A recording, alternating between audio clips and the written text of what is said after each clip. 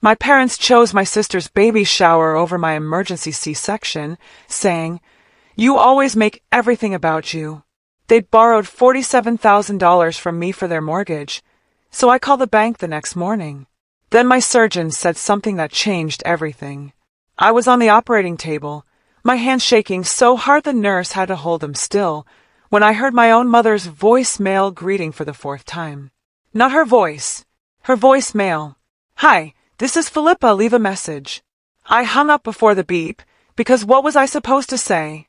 "Mom, I'm having serious complications and the baby's heart rate just dropped and nobody who shares my blood is in this building. My name is Saffron Cray, and 11 hours before I heard those words from my surgeon, I thought I understood exactly where I stood in my family. I was wrong. I was so wrong that by the time the story ends, I will have picked up a phone and undone $47,000 of trust in less time than it takes to microwave a cup of coffee, and I will not regret a single second of it. But let me back up, because you need to understand what came before, or none of what I did will make sense. I am 31 years old.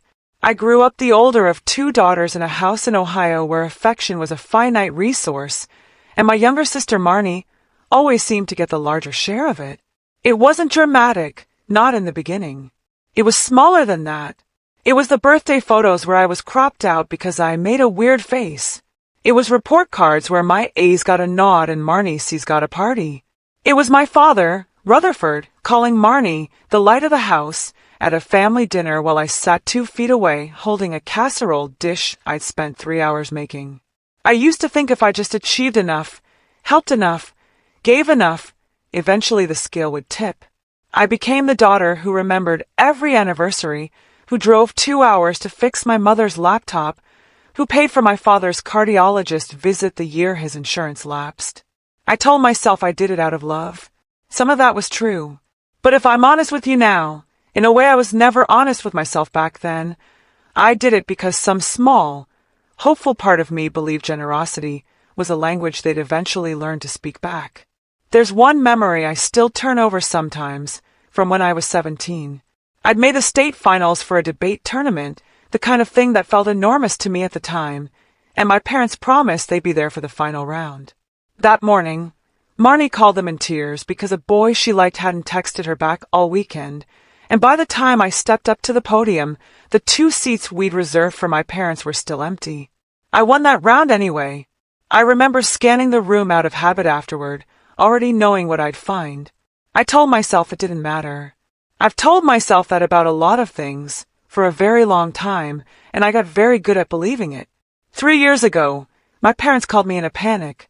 They were behind on their mortgage payments after my father's small business took a hit, and the bank was sending letters with words like delinquent and acceleration in them. They didn't ask my sister. Marnie has never held a job longer than 8 months, and everyone in the family has quietly agreed not to mention it. They asked me. We wouldn't ask if we had any other option. My mother said on the phone, her voice cracking in a way I'd rarely heard from her. "We could lose the house, Saffron. Your father hasn't slept in a week." My father got on the line after her and said, quieter than I'd ever heard him, "I'm ashamed to even be asking you this."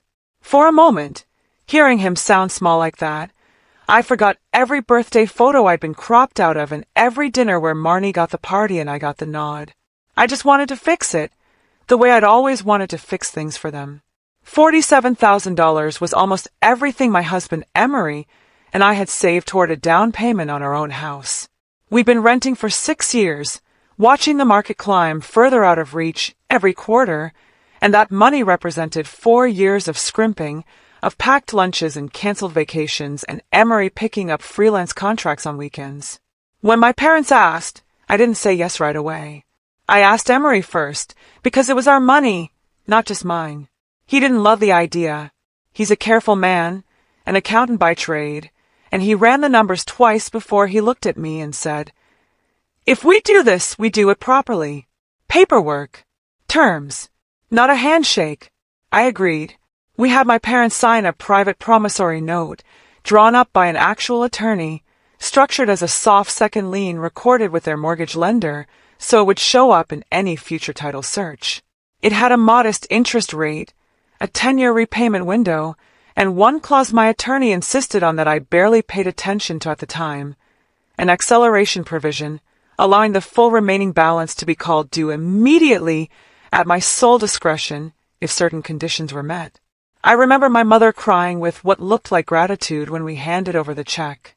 My father hugged me longer than he had in a decade. For a few months after that, I actually believed something had shifted. They called more. They asked how I was doing, not just how the money was doing. I let myself believe the scale had finally tipped. It hadn't.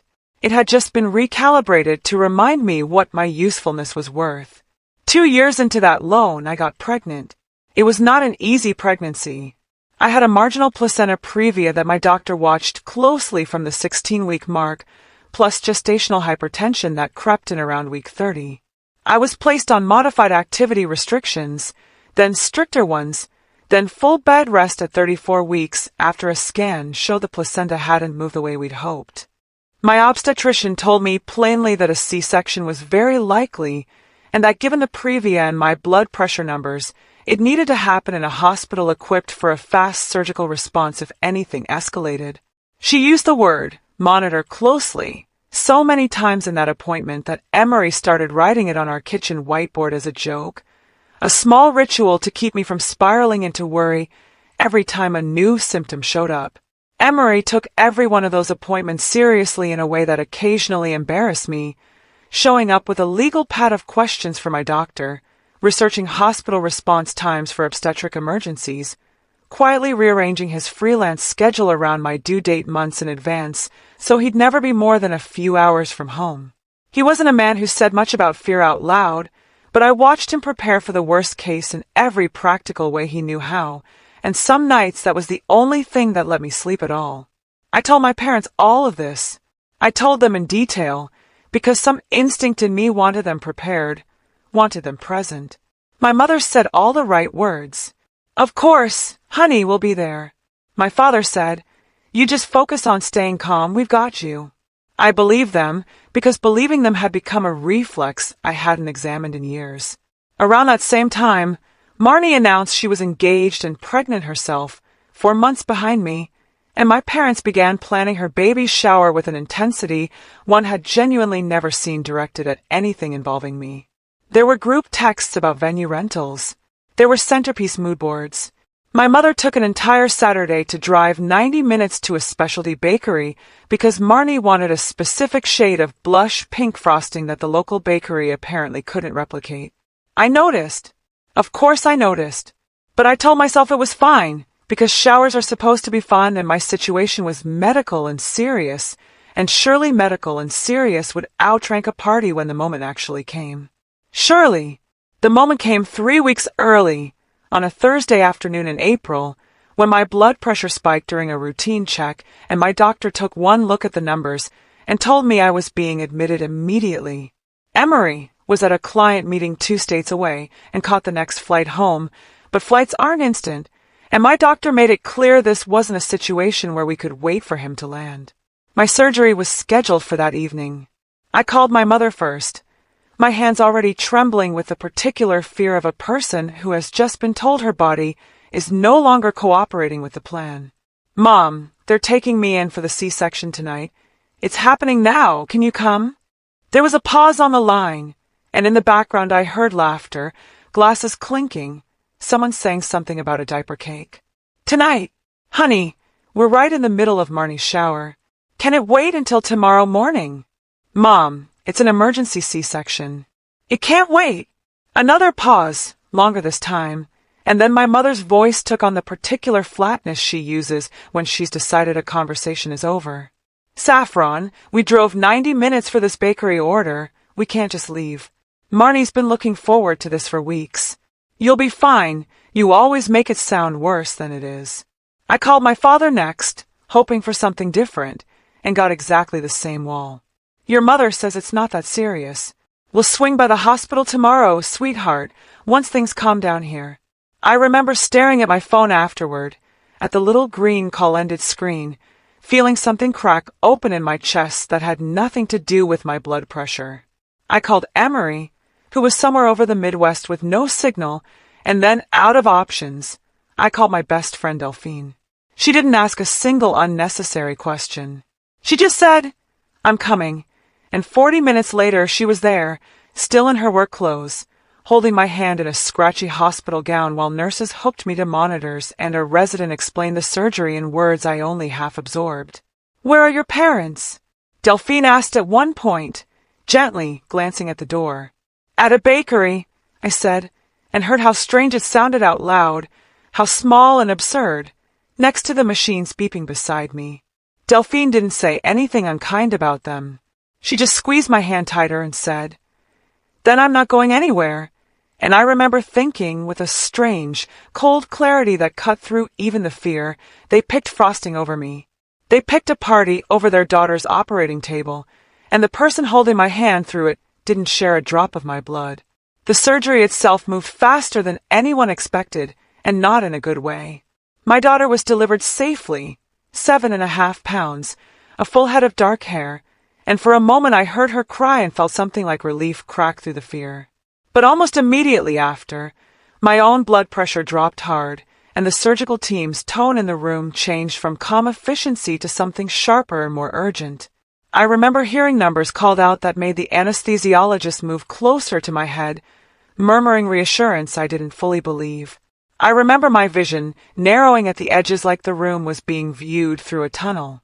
The last thing I heard clearly before everything went soft and distant was my surgeon, Dr. Castellane, speaking not to me but to the team around her, her voice tight and fast. "She's losing more than we'd expect. Get me another unit ready, we need to move now." I don't remember the next stretch of time in any real detail.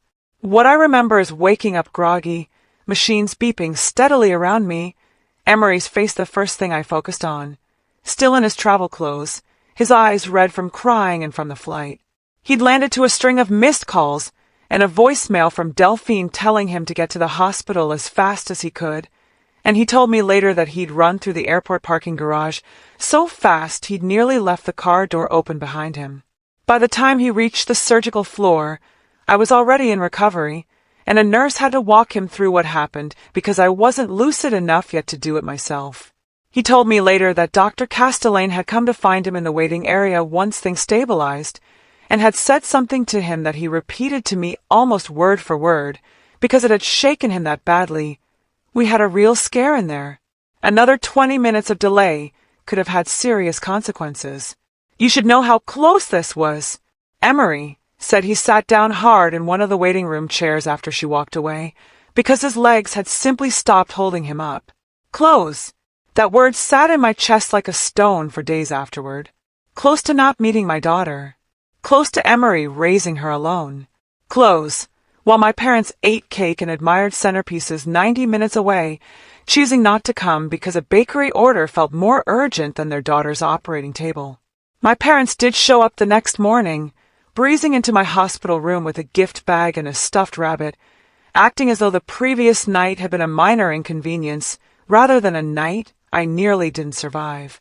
My mother cooed over the baby, asked her name, admired her hair, and spent a full 5 minutes recounting how well Marnie's shower had gone, how the frosting had turned out exactly the right shade of blush pink after all. She said it the way you'd recount a pleasant weekend, with no apparent awareness that she was describing it to the daughter who'd been fighting for her life across town while it happened. When I finally found my voice and asked why they hadn't come, my father's exact response was the sentence that ended something in me permanently. "Saffron, you always make everything about you. Your sister needed us there for something we couldn't reschedule. You were going to be fine. You're always fine. You're the strong one, remember? You're the strong one." That phrase had been used on me my entire life as a compliment and a leash at the same time. Being the strong one meant I didn't get to need anyone. Being the strong one meant my emergencies could be rescheduled around someone else's centerpieces. Being the strong one meant that even nearly losing my life on an operating table came with an addendum. But you always make it about yourself. I looked at my father's face while he said it, waiting for some flicker of doubt, some recognition of how it sounded out loud in a hospital room with 4 still in my arm. There wasn't one. He believed every word of it, which told me the problem had never been a single missed night. It had been the entire architecture of how this family measured who deserved showing up for. I didn't argue. I didn't cry in front of them. I smiled, thanked them for the rabbit, and let them leave believing everything between us was fine. That night, alone with my daughter asleep in the bassinet beside my hospital bed and Emery dozing in the recliner, I lay awake doing something I hadn't done in 3 years, actually rereading the promissory note we'd signed with my parents. I found the acceleration clause my attorney had insisted on, the one allowing me to call the full remaining balance due at my sole discretion under specified conditions, one of which was simply my determination, in good faith, that the relationship underlying the informal trust of the loan had been materially breached. My attorney had explained it to me back then as a protective measure in case my parents ever tried to sell the house without repaying me, or defaulted, or disappeared. I hadn't imagined using it for anything else. I thought about the frosting. I thought about, "You always make it about you."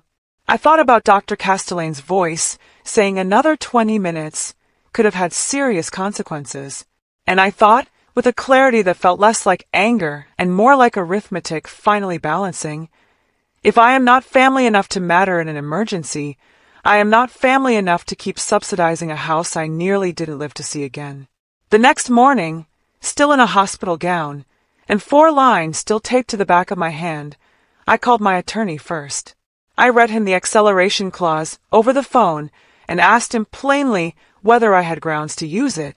He asked me a series of careful questions about what had happened, about the terms we'd signed, before he told me he believed I did, but that it needed to go through the proper channels to hold up. He drafted a formal notice of default and acceleration that day, which gave my parents a legal repayment window of 45 days to either pay the remaining balance in full, refinance the property to cover it, or reach a new arrangement, before any further legal process tied to the recorded lien could begin. He sent the notice by certified mail 2 days later, once the language was finalized. I want to be honest about something here, because I think it matters. This was never about the money in some cold, transactional way. Emery and I could survive without ever seeing that $47,000 again, and part of me had genuinely been prepared to let it go quietly as a strange, expensive lesson about who my parents were. What changed was not the money. What changed was the discovery that in the one moment I had truly needed them, the scale I had spent my whole life trying to balance had never existed at all. There had only ever been one side. The notice reached my parents 4 days later. My mother called me screaming. The word betrayal, used more times in that single call than I think she'd used in her entire life directed at anyone else. My father sent a long message accusing me of trying to destroy the family over hurt feelings, of being vindictive, of proving once and for all that I did, in fact, make everything about myself. I let both calls go to voicemail. When I finally called my mother back 2 days later, my voice was calm in a way that seemed to unsettle her more than shouting would have. "You had 90 minutes to spare for a bakery order the night I suffered serious complications during emergency surgery," I said. "I'm not being vindictive. I'm recognizing that the trust that loan was built on doesn't exist anymore. You have 45 days to refinance, sell, or find another way to cover it. But I am done being the daughter who funds a family I only qualify to be part of when it's convenient." My mother tried a new approach then, softer, almost pleading. "We didn't know it was that serious. Saffron, you should have called again, made it clearer." "I told you it was an emergency C-section," I said. "I don't know what clearer sounds like." There was a long silence, and then, quietly, almost to herself, my mother said, "Your sister needed us." That was the sentence that told me everything I needed to know, more than any single moment before it. It wasn't that they hadn't understood the severity. It was that even understanding it, they had made a choice, and the choice hadn't been me. The fallout over the following weeks was its own kind of education. My father tried to enlist extended family to pressure me into reversing the acceleration, calling an aunt who called me directly to suggest I was punishing my parents out of postpartum hormones, a phrase I found almost impressively insulting in how many ways it managed to dismiss me at once. I told her, evenly, that I'd suffered serious complications during surgery while my parents chose a party, and that if she wanted to discuss hormones, she was welcome to discuss it with my surgeon. Marnie, for her part, sent me a single text message that read, "Thanks for ruining everyone's week over drama that has nothing to do with me," which told me she had learned exactly the lesson our parents had spent 30 years teaching her, that my needs were background noise to be managed, not addressed. The confrontation I hadn't braced myself for came 2 weeks later at a cousin's cookout I almost didn't attend. My aunt cornered me by the drink table, drink in hand, and told me that families work things out privately and that involving a bank made me just like a stranger to them. I asked her, calmly, whether she'd been in the room the night my surgery took a dangerous turn. She hadn't. I asked her whether she knew my surgeon's exact words to my husband in the waiting room. She didn't. "Then you're missing the part of the story that matters," I told her, and walked away before she could answer, which I think unsettled her more than anything I could have said. Word apparently got back to my mother within the hour, because she called me that night accusing me of airing the family's business, as though the business in question wasn't her own decision to skip her daughter's emergency surgery. The twist I didn't see coming arrived a month after that, when Marnie called me directly for the first time since the hospital, her voice smaller than I'd ever heard it. She wasn't calling to apologize. She was calling because her fiancé's family had backed out of covering part of their wedding costs, and she wanted to know, tentatively, almost testing the water, whether Emery and I might be able to help just this once. For a moment, old habits nearly answered for me, the reflex of the daughter who filled every gap in this family without ever being asked to. But I heard my own voice come out steady instead. "Marnie, I went through serious complications the night you needed cake frosting more than you needed me in a hospital. I love you, but I'm not the emergency fund anymore, for you or for anyone in this family." She hung up without saying goodbye. I didn't chase the call. For the first time in my life, letting a silence sit between me and my sister didn't feel like failure. It felt like the first honest boundary either of us had ever actually respected. I did not reverse the acceleration. My parents, faced with the reality of the recorded lien and no easy way around it, ended up refinancing the house through a new lender at less favorable terms than they'd have gotten years earlier, using the refinance to pay out the note in full over the following 2 months. It was not comfortable for them. I know it strained their monthly budget in ways they complained about to anyone who would listen. I felt something when I heard that, but it wasn't guilt. It was the strange, quiet relief of no longer being financially tethered to people who had shown me exactly how little that tether meant to them when it counted. I did not attend Marnie's baby shower rescheduled dinner that my mother tried to organize a month later, framed as a chance for everyone to reconnect. I sent a card for my niece when she was born, because that baby didn't choose any of this and deserves better than inherited grudges. But I did not go to the hospital, and I did not receive an invitation to a family group chat that had apparently continued on without me. My mother has called several times since, alternating between apology and accusation depending on her mood that day. My father sent one message, months later, that came closer to actual reflection than anything before it. "I know we let you down that night. I don't know how to fix it. I haven't answered it yet. I might someday. Not because the debt between us has been repaid, but because that's a different kind of ledger than the one I closed with a phone call from a hospital bed." At my 6-week postpartum checkup, Dr. Castellane asked how I was healing, and then, almost as an aside while she reviewed my chart, said something I've held on to since. "That night stuck with me," she said. "We don't always get to see how these stories end for our patients once they leave the hospital. I hope whatever needed to change around you changed." I told her it had. She nodded, the way people do when they've seen enough hard nights to recognize the shape of one finally closing, and moved on to check my incision without making it a bigger moment than it needed to be. It was such a small exchange, 30 seconds at most, and it has stayed with me longer than almost anything my own parents said to me that entire year. What I built instead, in the months since, is something smaller and steadier.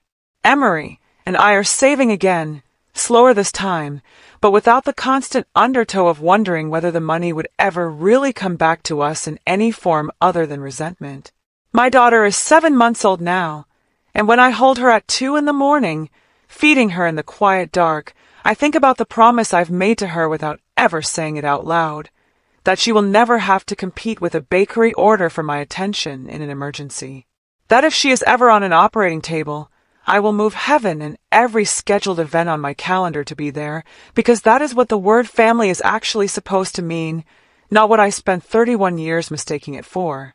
I think about Dr. Castellane's voice sometimes, that flat, urgent, we need to move now, and I understand now that it wasn't just about the surgery. It was the moment my whole life reorganized itself around a simpler, harder truth. That love which only shows up when it's convenient was never really love at all, just a very long, very expensive rehearsal for the day I'd finally stop performing for it. I spent 31 years believing that if I just gave enough, the people who raised me would eventually give back in the same currency. What I've learned instead is that some people will only ever meet you halfway if the other half costs them nothing, and the moment it does, you find out exactly where you rank. I don't say that with the bitterness. I might have said it with a year ago. I say it now the way you describe a fact of weather, something you've simply learned to dress for. I still send my parents a photo of my daughter now and then, because I don't want her growing up entirely without them, and because some doors are worth leaving cracked even when you've stopped waiting for anyone to walk back through them on your terms. But the version of me who would drain her own savings twice, who would drive 2 hours for a laptop and get nothing back but a passing nod, that version stayed behind in that hospital room. What walked out of there instead was someone who finally understood that being the strong one was never a compliment. It was a job description nobody ever asked if I wanted. So here's what I keep coming back to, and maybe you have an answer I don't.